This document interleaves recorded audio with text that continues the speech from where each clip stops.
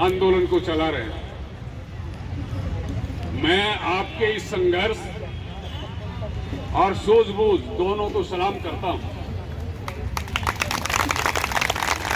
आज संयुक्त किसान मोर्चा के अगुवा भी यहां आए थे, किसान यहां आए थे। वो सारे देश में विश्वासघात दिवस आज मना रहे हैं। संयुक्त किसान मोर्चा हरियाणा का पहले ही आपके आंदोलन को अपना समर्थन दे चुका है। वो ये मानता है कि आप सब हमारे किसान, मजदूर, कर्मचारी परिवार हैं, उन परिवारों की बेटियां हैं, आप उन परिवारों की बहुएं हैं, माताएं हैं। किसानों का संघर्ष आपसे अलग नहीं। खट्टर सरकार को चेतावनी बार बार दी है, आज भी दे रहे हैं कि आंगनबाड़ी कार्यकर्ताओं और सहायिकाओं को अकेला मत समझना। इनके साथ पूरे प्रदेश के किसान, खेतीहर मजदूर सभी इनके साथ हैं। तो मोर्चा की तरफ से फिर मैं आपका इस बार समर्थन देता हूं। हमारे AIUTUC ये प्लेटफॉर्म जो देश के तमाम कारखाना मजदूरों, गांव के खेत मजदूरों, मनरेगा मजदूरों, तमाम सरकारी और गैर सरकारी कर्मचारियों, लाखों लाखों मजदूरों का, कर्मचारियों का प्लेटफॉर्म है, मंच है। और तमाम यूनियनों की महायूनियन, महासंघ है। आपकी यूनियन भी इसमें शामिल है। आपकी यूनियन की ही एक पूरे भारत की फेडरेशन है। उस फेडरेशन के अंदर भी आपकी यूनियन शामिल है। तो AIUTUC से संबंधित होने के नाते और अपनी तरफ से मैं फिर एक बार आपको अपना पूरा समर्थन और आपकी हिम्मत को दाद देता हूं, सलाम करता हूं। खट्टर सरकार ने ही नहीं, मोदी सरकार ने भी आपसे आंख बंद की हुई है। अगर मैं कोई घोषणा करता हूं, अभी जो वचन मैंने मुंह से यहां कहे हैं, मेरे ट्रेड यूनियन के AIUTUC के और कोई माने या ना माने, हमारे किसान मोर्चा के कोई और माने ना माने, मैंने तो आपको वचन दिया है। अगर मैं वचनहारी होता हूं तो मेरे से घटिया और कोई नहीं हो सकता।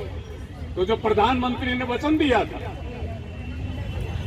आप मांगने नहीं गए थे। आप बहुत बार मांग करते हैं, आप ज्ञापन पर ज्ञापन देते हैं।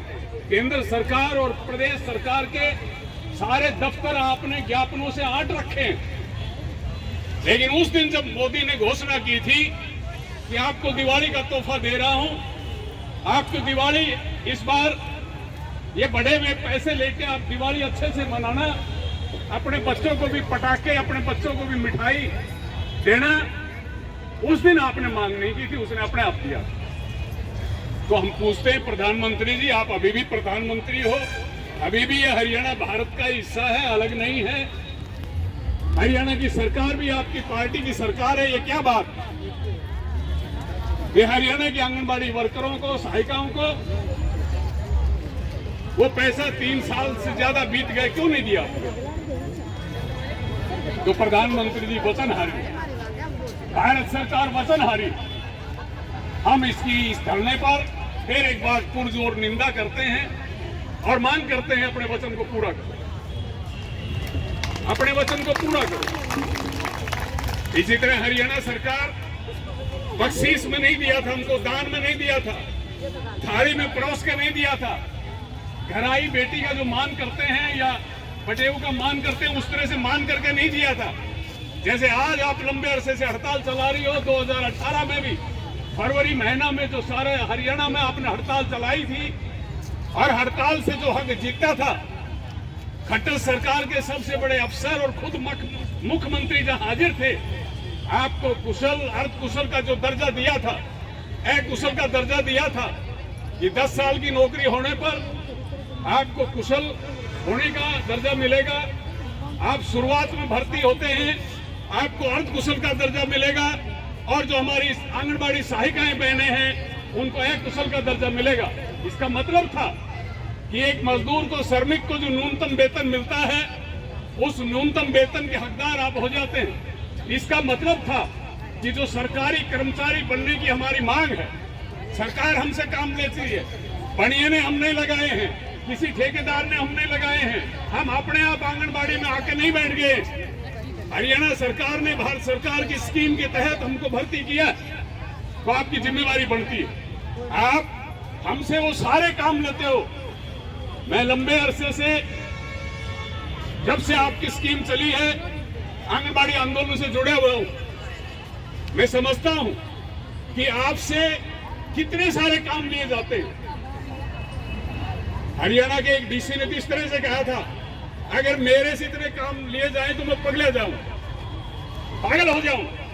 इतने काम आंगनबाड़ी वर्कर करते हैं, इतने रजिस्टर पीटते हैं, इतना घर घर जाकर बच्चों का या लाभार्थी महिलाओं का सेवा करते हैं। तो जब बढ़ाई करनी होती तो आपकी बढ़ाई इस तरह से करते हैं, लेकिन जब देने की बात आती है तब झूठ मारते हैं। तो ये तो नहीं चलेगा, ये तो नहीं चलेगा। तो आपने 2018 में जो लड़के हक लिया था, वो हक ये अभी तक भी देने के लिए तैयार नहीं। 6 महीना में जो महंगाई बढ़ती है, बाजार में आज आप देखो हर चीज के दाम बढ़े हुए, और वो दाम आपने नहीं बढ़ाए, खुद सरकार ने दाम बढ़ाए। डीजल का क्या रेट है, पेट्रोल का क्या रेट है, रसोई गैस के क्या रेट हो गए, हमारे बच्चों की फीस उसके क्या रेट हो गए, रेल का आप सवारी करो क्या रेट हो गए, बस के भाड़े, हर जगह सड़क पर जैसे डकैत होते थे, टोल प्लाजा बाइक लेके जा रहे हैं और कुछ लेके जा रहे हैं, तो हर जगह टैक्स है। कपड़ा में, लगता में, जूता में, हर जगह टैक्स पे टैक्स है। तो जो इस तरह से महंगाई आपने बढ़ाई है, तो 6 महीने के बाद महंगाई भत्ता दो हमारा, और उसके लिए हमको फिर जोड़े नहीं फैलानी पड़े। एक ऐसा सिस्टम बनाओ, एक ऐसा सिस्टम बनाओ कि ऑटोमेटिकली जब 6 महीने हो और जितनी महंगाई बढ़े, महंगाई के आंकड़े सरकार हिसाब लगा के बता देती है, खुद सरकार के आंकड़े हैं कब इतनी महंगाई बढ़ी, अब 5 पैसा महंगाई बढ़ी, अब 10 पैसा महंगाई बढ़ी है। हमारे कहने से नहीं, जो सरकार तय करती है उस पैमाने से हमारा 6 महीने के बाद महंगाई भत्ता बढ़ा दो। 100 रुपया बढ़ता है, अभी खट्टर सरकार ने 400 और 450 इस तरह से देने का ऐलान किया। वो कह रहे हैं हमने तो दे दिया, हम कहते हैं हमको इस तरह से नहीं चाहिए, चाहे हमको 300 मिल जाए, हमको कोई ऐतराज नहीं, लेकिन 6 महीने के बाद जो महंगाई बढ़ी है, उस महंगाई को ऑटोमेटिकली हमारा जो मानदेय है 10,000 है या 11,000 है या 12,000 है, ऑटोमेटिकली उसमें जोड़ दिया जाए, और अगली जब 6 माही आए तब उस बढ़े हुए मानदेय के ऊपर वो महंगाई भत्ता मिलना चाहिए। तब हमको मोहताज नहीं रहना होगा, तब हम सीडीपीओ का, पीओ का मोहताज नहीं रहेंगे, तब हम डायरेक्टर के मोहताज नहीं रहेंगे, और तब चीफ मिनिस्टर तो ये बदल नहीं है, तो पून का जो परिवार का वो पछवा, चीफ मिनिस्टर आए हैं और चले गए हैं, ये खट्टर का तो पता भी नहीं चलेगा कहाँ होगा, लेकिन कोई भी उस कुर्सी के ऊपर आए, हमारे महंगाई भत्ते को कोई रोक नहीं सके, हम चाहते हैं। अब हम ये चाहते हैं तो क्या हम जुल्म कर रहे हैं? जब हम ये चाहते हैं तो क्या हम कोई मांग कर रहे हैं? हम तो आपकी मानी हुई मांग को दोबारा लागू करने के लिए कह रहे हैं, आपको याद दिला रहे हैं, और आप कह रहे हैं कि नहीं हड़ताल करेगा उसको तो वो भी नहीं मिलेगा, 29 वाला भी हड़तालियों को नहीं मिलेगा। खट्टर साहब आप जैसे पता नहीं कितने आए और चले गए, हमको गालियां देने वाले चले गए। यूनियन शुरू में तो यूनियन बनाने का नाम लिया जिस लड़की ने, उसको नौकरी से बाहर कर दिया, उसको धक्के मार दिए, आज हम यूनियन नहीं यूनियन बना के हड़ताल पर बैठे हैं, किसी की मजाक। लेकिन इस यूनियन, इस आंदोलन में भी आपको थोक भाव से शोकॉज नोटिस दिए जा रहे हैं। हमारी बहुत सारी बहनों ने की नौकरियां चली गई, आपके बीच में ही बैठे हैं, जिनको टर्मिनेट कर दिया गया है। मैं इस बात को समझता हूं। मैं एक सामान्य घर से हूं। जो नौकरी है वो प्राइवेट मजदूर की नौकरी हो, सरकारी कर्मचारी की नौकरी हो, और चाहे आंगनबाड़ी वर्कर की नौकरी हो, उसकी नौकरी लेने का मतलब उसका सिर तार लिया, उसका सिर तार लिया। जिन बहनों की नौकरी को टर्मिनेट किया गया, वो आज सिर अपना उतरवा के हथेली पर सिर लेकर इस आंदोलन में है। इससे बड़ी कुर्बानी वो क्या दे सकते। और खट्टर सरकार ने आजमाना चाहा था कि जब दो तीनों का सिर तारोगे तो सारी डर जाएंगी और अपने घरे चले जाएंगी और जाके सुपरवाइजर के पैरों में, सीडीपीओ के पैरों में, पीओ के पैरों में लौट जाएंगी। खट्टर साहब, ये हरियाणा की मिट्टी की बनी बहन बेटियां, ये नहीं सीखा है। ये अपना हक लेकर आई है, आपसे भीख नहीं मांग रही। आप शोकॉज नोटिस धड़ल्ले से, एक नहीं दो नहीं, धड़ल्ले से, और एक ही शोकॉज नोटिस में जैसे भेड़ बकरियों का नाम दे देते हैं, चमेली, संतरा, फलाना, आदर के साथ भी नाम लिखने के लिए तैयार नहीं। तो ये जो हो रहा है, इसका आप मुकाबला कर रहे हैं और आप लड़ाई लड़ रहे हैं। मैं अपना अनुभव से और आपकी संघर्ष की ताकत के बल पर ये कह सकता हूं, निश्चित रूप से बहनों आपकी जीत होगी। कोई नहीं रोक सकता, कोई नहीं रोक सकता, कोई आपको बख्शेश में ये जीत नहीं देगा। आप अपने संघर्ष की बदौलत आज नहीं कल, कोई दिन बीच में जा रहा है, कोई दिन बीच में जा रहा है, आपकी जीत निश्चित रूप से होगी। जो किसानों ने जो नारा था, लड़ेंगे और जीतेंगे, वो नारा आपका भी है। तब उस दिन आप नारा लगाएंगी, लड़ी है और जीती है। वो दिन आएगा, निश्चित रूप से आएगा, आपके संघर्ष की बदौलत आएगा। आपको हौसला बढ़ाए रखना है। आपने सुना है कि बहुत साल पहले अमेरिका कहाँ है ये दुनिया को मालूम नहीं था। यूरोप के देश से कोलंबस नाम का एक ये व्यापारी कहो, समुद्री डाकू कहो, चाहे नौका चलाने वाला कहो, वो भारत आना चाहते थे, लेकिन वो समुद्र में रास्ता भटक गए और समुद्र में जा रहे हैं। बहुत दिन हो गए। जो पानी की जहाज में जो राशन था, वो राशन खत्म हो गया, और जो धैर्य था, धीरज था, जितने नाव में सवार थे, पूरा नाव का काफिला था, उनका धीरज खत्म हो गया।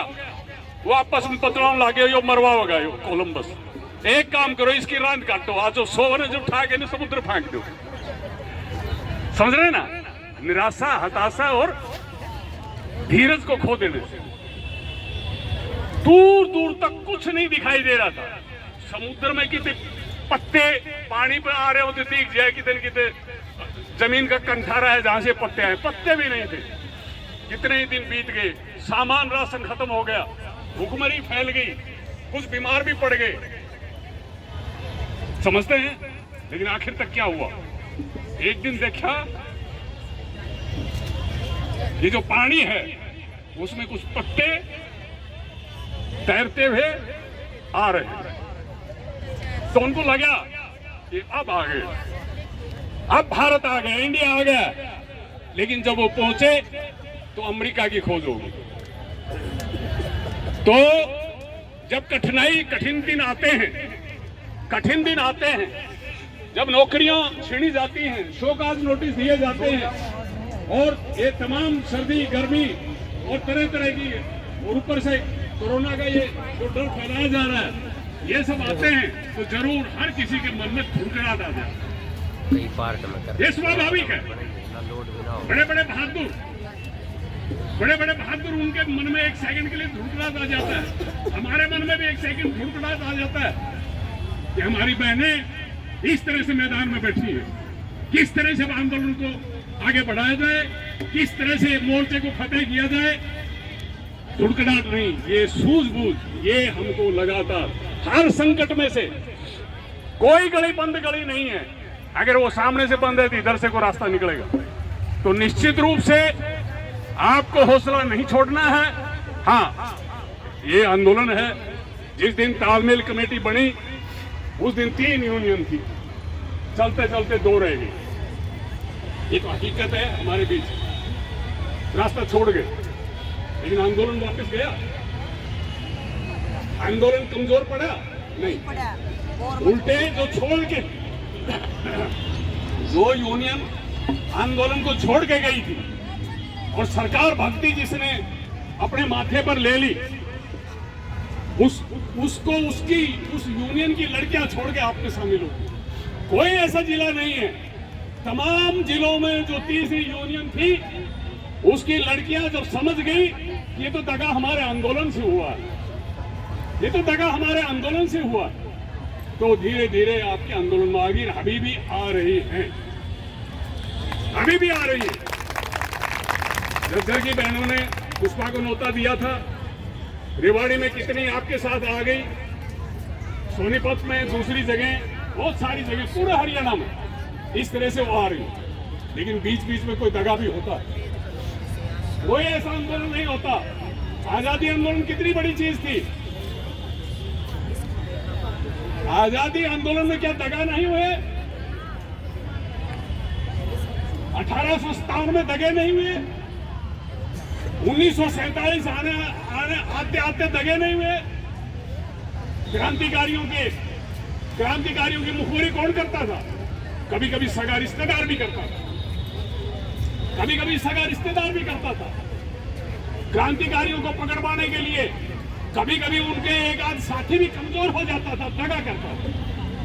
ये तो शरीर है तो रोग भी आ जाता है, कभी शरीर में टीबी भी आ जाती है, लेना पड़ता है ना। ये आपकी जो यूनियन है, आंगनबाड़ी कार्यकर्ता सहायिका यूनियन, इससे भी एक दगा, आज कितनी 31 तारीख है, इससे भी परसों एक दगा हुआ, एक विश्वासघात हुआ। जो जिसके जिम्मे सेनापति का सेहरा दिया हुआ था, जिसके जिम्मे मुखिया का जिम्मेदारी आपने दी हुई थी, नहीं जाने कब उसमें कमजोरी आके प्रवेश कर गई। कभी कभी इंसान में, जैसा ये दंत कथा है, सच्ची नहीं है, लेकिन भूत प्रेत आ जाते हैं, ऐसा सुना है ना, तो समझाने के लिए कहता हूं, कोई भूत प्रेत नहीं होता। तो ऐसे ही ना जाने उस बहन में कब कमजोरी आई, ना जाने उसमें कब सरकार परस्ती आई, ना जाने उसने क्या जो भी उसके, लेकिन 29 तारीख को समारखा से हमारी यूनियन की जो प्रधान थी बिमला नैन, उसने आंदोलन उठा ली।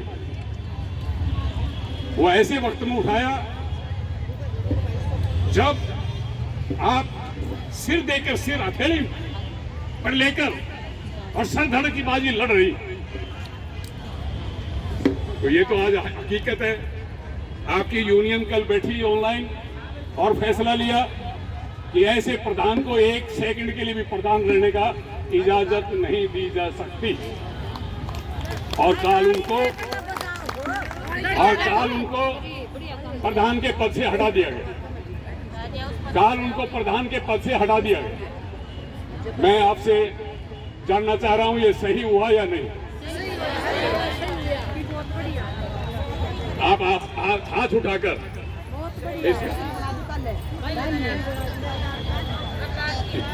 साथ ही जो नारनौल जिला की हैं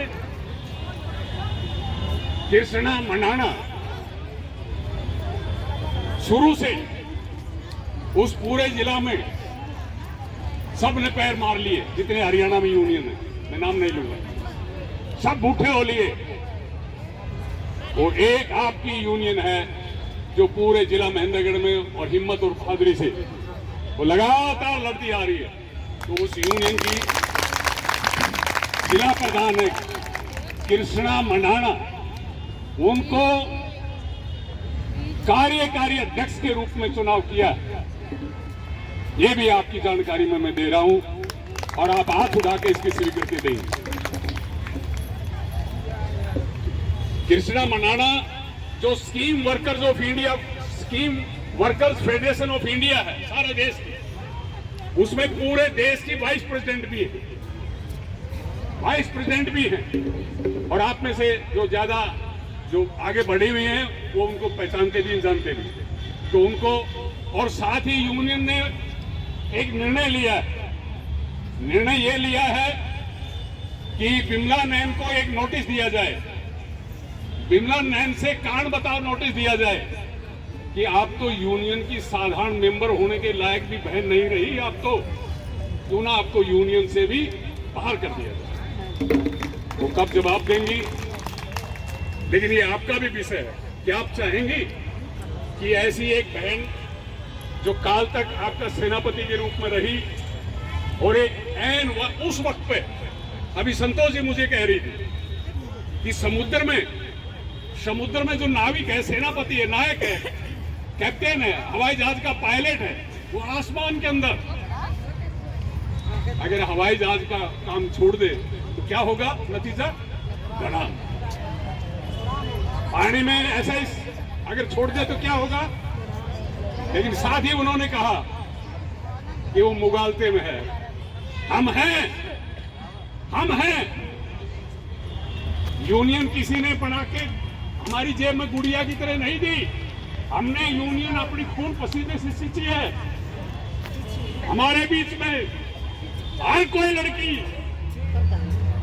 हरियाणा की प्रधान होने की क्वालिटी रखती है, गुण रखती है। हम लड़ेंगे और हमारी यूनियन पहले से भी तगड़ी होके अपने हकों के लिए लड़ती रहेगी। हम तालमेल कमेटी में भी रहेंगे, हम एआईयूटीसी के मार्गदर्शन में कंधे से कंधा मिलाकर भी लड़ेंगे।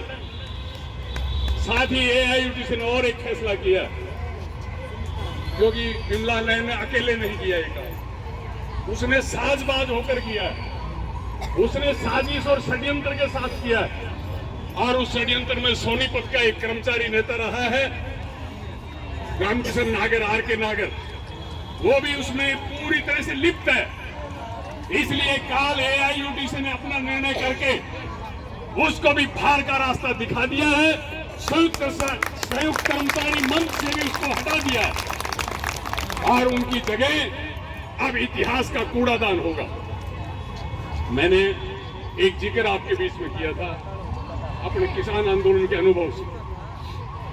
पिछले 3 साल से ये जो किसान आंदोलन अब हुआ है, इस मोर्चे से पहले 3 साल तक हमारे 250 संगठनों का एक मोर्चा था और उस मोर्चे का जो कन्वीनर है वो एक सरदार जी थे, वीएम सिंह, दिल्ली हरियाणा बॉर्डर पे भादोड़ के नजदीक उनका गांव था और मेनका गांधी जिस खानदान से होती है उस खानदान का वो था हमारा कन्वीनर। तो 250 संगठनों का कन्वीनर है, आप समझ सकते हैं कुछ महत्व तो था। जब 26 जनवरी आई किसान आंदोलन की, उससे पहले ही वो आंदोलन से बाहर हो गया और पीपल का सूखा पत्ता जैसे टूट के अलग हो जाता है, उसकी वो कीमत हुई जो पीपल के सूखे पत्ते की होती है। तो इसलिए बिमला नैन जरूर अपने साथ 2-4 बहनों को उसने पहले गुमराह किया खुद। और देखो मेरे को तो टर्मिनेट कर दिया है, टर्मिनेट कर रहे हैं, मैं तो आपके लिए लड़ रही हूं, मैं तो नौकरी से इस्तीफा दे रही हूं। लड़कियां बोली मारे खातर क्यों इस्तीफा दे? इस तरह से उनको बीच में भरम में लेके, अगर तू हमारे लिए इस्तीफा देती ले हम तो आंदोलन से हट जाते, लेकिन तू हमारे खातर क्यों इस्तीफा दे? लड़कियों को इस तरह से गुमराह किया और इस तरह से गुमराह करके, लेकिन जब उनको बाद में पता चला, आगे इसने तो धरना ही नहीं उठाया, इसने और भी कई पाड़तीवाड़े करने की कोशिश की है, तो वो सारी लड़कियां भी अपने काम पर पछता रही हैं। और हम उम्मीद करते हैं, हमें विश्वास है कि जैसे छोटों के साथ जो कुछ लड़कियां गई थी वो वापिस आंदोलन में आई, वो बहनें भी आंदोलन में आई। तो जो भी हो, आज ये आंदोलन बखूबी चल रहा है। ये आंदोलन और जोरों से बढ़ेगा। 5 तारीख आप तक आपकी तालमेल कमेटी ने हड़ताल को चालू रखने का फैसला लिया हुआ है, या तो सरकार तब तक हमारे मांगों का, हमारे आंदोलन का समाधान करेगी, हमारे मांगों को स्वीकार करेगी। इस बीच में कोई ऐसा जिला नहीं है जहां जिला अधिकारियों से आपकी बातचीत नहीं हुई हो। यहां तक कि 26 जनवरी को आपके विभाग की मंत्री कमलेश ढांडा जी रेवाड़ी में आई थी झंडा लहराने के लिए। वहां प्रशासन ने पहले ही दिन ये डर के कि आंगनबाड़ी कब उसकी सही स्वागत नहीं करते कदे, उसका असली स्वागत नहीं करने कदे, इसलिए उन्होंने पहले दिन ही अपने अफसर भेज के कहा कि भाई हम आपकी बातचीत करा दें। हमने भी कहा हम बंदर थोड़ी है, हम बंदर नहीं है। अगर वो बातचीत करती है, हमारा ज्ञापन लेती हैं, हमारी बात सुनती हैं, तो हम भी जरूर बात करेंगे।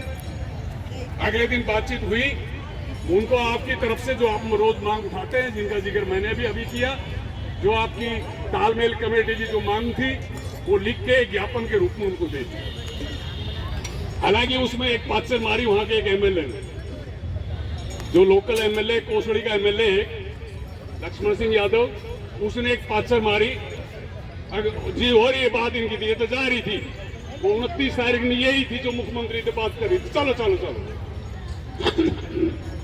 अगले दिन जैसे आपका ये है, लड़कियों ने एक आवाज में उस मंत्री का पुतला फूंका, उस एमएलए का, रेवाड़ी का जिसने पाचर मारी थी, उसका पुतला फूंका और सारा जिला उसको थू कर रहा है। अब तू धरना बता के तेरा लड़का नो कह के गया कि हम लड़कियों के साथ हैं, आपकी आवाज उठाएंगे, और जब तेरी आवाज नहीं तो चुप ही रह जाता कम से कम मंत्री आके। लेकिन एक बात है, हम नहीं जानते मंत्री क्या करेंगे। मंत्री ने उस एमएलए के सामने ठोक के ये कहा था, अब वचनहारी कोई होगा तो वो भी देख लेंगे, कि मैं आपकी मांग पत्र को, आपके ज्ञापन को, आपके मेमोरेंडम को खुद मैं अपने मुख्यमंत्री के सामने रखूं आपकी तरफ से।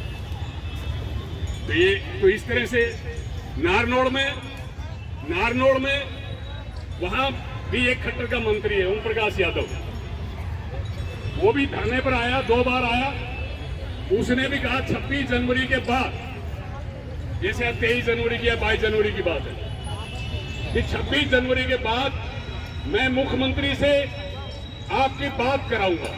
तो अभी तक तो कोई उसकी खबर आई नहीं है, वो कब बात कराएगा नहीं कराएगा। आज 31 होगी, 5 दिन ऊपर चले गए। लेकिन जो भी हो, मैं ये कह रहा हूं कि आपकी जो मांग पत्र है, आपका जो ज्ञापन है, आपने कोई हरियाणा में कोई छोड़ा नहीं है जिसको आपने मांग पत्र नहीं दिया हो। अब किसान मोर्चा मजबूती से लड़ रहे हैं। मैं फिर आज ये जो मेरा मन का भरोसा है, जो मेरा अपना मन का भरोसा, वही मैं आपको कह रहा हूं, ना घड़ के कह रहा, कि आपकी जीत नजदीक है और आप जीतेंगी। मेरे जिसे कोई और भी हो सकते हैं, कई ज्ञानी ध्यानी बन के, उनकी बात मत सुनो। जो खुद आंदोलन में है, आंदोलन के भीतर है, उनकी बात सुनो। और इस आंदोलन में हर बहन, चाहे वो सहायिका है और चाहे कार्यकर्ता है, कंधे से कंधा मिला के लड़ रही हैं और जीत निश्चित रूप से होगी। ये कुशल और अर्धकुशल का हम क्यों मांग रहे हैं? कि ये वो पहली पैड़ी है, पहली छत पर जाने के लिए, जिस पैड़ी से पैड़ी चढ़ते चढ़ते हम छत पर पहुंच जाएंगे। यही वो सीढ़ी है जब हम सरकारी कर्मचारी का दर्जा इस सरकार से, भारत सरकार से, केंद्र सरकार से लेकर रहेंगे। जब हुड्डा साहब थे, जो 2010 में गोहाना में उनकी रैली हुई थी, पुष्पा जी, रोशनी जी, ये सब थे, उन्होंने कई घोषणाएं की थी। उस वक्त बहुत सारी लड़कियां रिटायर हो रही थी, 60 साल की उम्र आ गई थी, रिटायर हो रही थी। तो अपना अनुभव से भी पुष्पा जी को हमने कहा कि आप जितनी भी घोषणाएं हैं सारी ठीक, लेकिन एक चीज है, ये लड़कियां जो रिटायर हो रही हैं, घर रोक के जा रही हैं, धक्के मारे जा रहे हैं, और कुछ जगह ऐसा किया भी वास्तव में। सीडीपीओ ने तो मीठे बोल तो जैसी महिलाएं हैं, आप थोड़ा कुर्सी पे बैठे हैं, आसमान से नहीं आए हैं, ये भी आप जैसे हैं, आपसे बड़े भी होंगे, आपकी माँ की उम्र के होंगे। एक जगह तो वो सचमुच में धक्के से मारे। वो आंगनबाड़ी वर्कर, आई थिंक शायद मैं सीडीपी ऑफिस में जाऊंगी तो कुछ सम्मान के बोल मिलेंगे, बोले तेरे क्या काम था जाई, तो बोले जी ये क्या बात हुई, बोले बाहर करो इसमें। तो ये बात जब हमारे सामने आई तो पुष्पा जी को एक ज्ञापन बना के हमने दिया कि हुड्डा जी आए हुए ये जो कैनाल रेस्ट हाउस, आज आप 5, 7, 2, 10 जितनी हो आप उसके सामने जाओ जी, सारी बात ठीक है, लेकिन एक बात आपने हमारी माननी पड़ेगी, और नहीं मानोगे तो नू समझ लियो कि आपने जो दिया नहीं दिया बराबर कर दिया। तो बोले के सब खड़े कर रखे थे, नू चालता जाया था, ठहर गए एक सेकंड के, बोले जी कुछ नहीं, हमारी जो नौकरी है हम पेंशन नहीं दो, हमने रिटायर्ड ने कुछ ना दो, एक काम कर दो, हमारी 5 साल नौकरी और बढ़ा दो, हमने जान लगा चलो 5 साल नौकरी और पिट्टी तो हमने की मिल गया था। उस ज्ञापन के आधार पर आपकी 60 से 65 साल आपकी ये रिटायरमेंट का वक्त हुआ। बहुत सारी ट्रेड यूनियनों का ये कहना है कि भाई रिटायर होंगी जब तो नहीं भर्ती होंगी। मेरे को भी ये कहा कि आपने यो क्या करवा दिया, 5 साल और कोई छोरी लाग जाती, आपने उनका जगह रोक ली, ये और बैठाए रख ली। मैंने कहा आंगनबाड़ी का मामला सरकारी कर्मचारियों से न्यारा है, सरकारी कर्मचारी पेंशन ले जाता है, सरकारी कर्मचारी उसका जो जमा अंश है वो ले जाते हैं, इनको क्या है, इसलिए ये अलग है, इसको इस तरह से इस नजरिए से मत देखो। या तो आपका कोई तजुर्बा नहीं है, आप उन घरों के नहीं हो, तो ये जिस तरह से 65 साल का ये, तो मेरा कहना है कि एक सीडी, और फिर हमने साथ साथ इस बात पर सारे भारत लेवल पर जोर दिया कि रिटायरमेंट के बाद कुछ मिलना चाहिए, रिटायरमेंट के बाद कुछ मिलना चाहिए। तो अंतिम बात मैं ये कह रहा हूं कि खट्टर सरकार ने अखबारों में निकलवाया है कि हरियाणा में सबसे ज्यादा मिलता है। बहनों ये गलत है, ये झूठ है। 4 स्टेट ऐसी हैं जो हरियाणा से ज्यादा मिलता है, 18,000 रुपए तक मिलता है, 18,000 रुपए तक मिलता है। तेलंगाना है, तमिलनाडु है और 2 प्रांत है, और 5 स्टेट ऐसी हैं, 5 या 6 स्टेट ऐसी हैं जो रिटायरमेंट के बाद उनको एक मुश्त सहायता राशि मिलती है। इसमें सबसे ज्यादा पश्चिम बंगाल का, पंजाब में मिलती है, लेकिन सबसे ज्यादा पश्चिमी बंगाल का है। 30 सितंबर 2020 से 3 लाख रुपया, और इसमें कार्यकर्ता को भी 3 लाख है और सहायिका को भी 3 लाख है। तो मैं तो अपनी यूनियन से ये भी कहूंगा, फैसला आपके हाथ में, तो इस तरह के याद दादा एक रोटी का 2 टुकड़ा मत मांगो, रिटायरमेंट वाले में बराबर मांग लो, बराबर मांग लो, 3 लाख वर्कर का, 3 लाख हेल्पर का। तो इस तरह से रिटायरमेंट पर हमारा मिलना चाहिए। इसी की लड़ाई के बंदोबस्त 1,50,000 देख के निपटा लिया। कमलेश ढांडा रेवाड़ी में आई, तब हमारे AIUTC के जो हरियाणा के प्रधान है कमल राजेंद्र सिंह आपके बीच में आके बोल के भी गए हैं, वो साथ थे। उन्होंने कहा कि मंत्री जी आप ही बताओ 50,000 रुपया में किए उससे, 50,000 में किए उससे, तो आप कम से कम इसलिए 3 लाख करवाते। तो जो भी हो, ये लड़ाई आपकी है, लड़ाई चालू है। आप हर कोई, हर बहन इस लड़ाई में आप सेनापति हो, आप इसकी नेत्री हो, आप इसको जो आज चला रही इसी तरह चलाते रहो। हम सब आपके साथ हैं। इंकलाब जिंदाबाद, आंगनबाड़ी कार्यकर्ता सहायिका यूनियन जिंदाबाद, AIUTC जिंदाबाद। लड़ेंगे जीतेंगे, लड़ेंगे जीतेंगे। इतना ही कह के मैं अपनी बात खत्म करता हूँ। आपको धन्यवाद।